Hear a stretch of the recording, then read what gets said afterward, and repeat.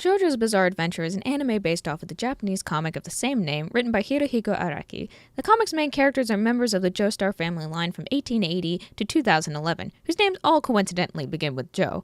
All of these character stories are divided within their own arcs, but for the sake of time, I'm going to talk about the anime adaptation. Phantom Blood focuses on Jonathan Joestar, a British noble, and Dio. Now, Dio just wants to make Jonathan's life miserable by killing his dog, kissing his girl, and attempting to kill his dad so he can have the family fortune. Simple, right? Dio eventually kills his dad, but how, you ask? Vampirism. That's right.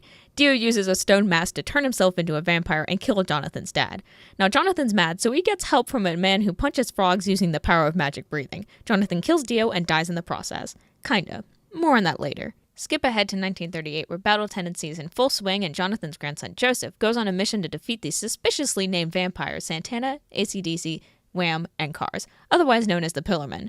With the help of the Frog Puncher's grandson and his 50-year-old teacher, a cyborg Nazi, and the head of some important company who discovered the Pillarmen, Joseph and the gang defeats the main vampire by shooting him into space so he can't turn his hands into squirrels anymore and kill off the entire planet.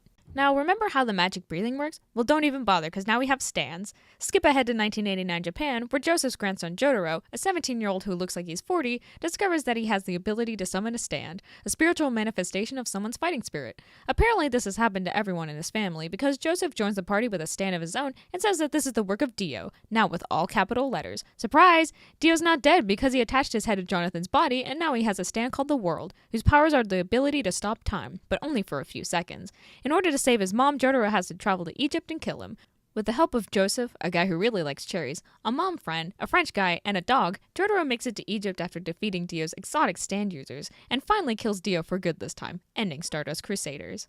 Skip ahead to 1999, where a young Josuke, Joseph's bastard son, goes on an adventure with his older nephew Jotaro, a creepy artist, a bro, and a small boy to hunt down the killer for a ghost, who just happens to look like David Bowie with a hand fetish and 3 stand iterations named after Queen songs.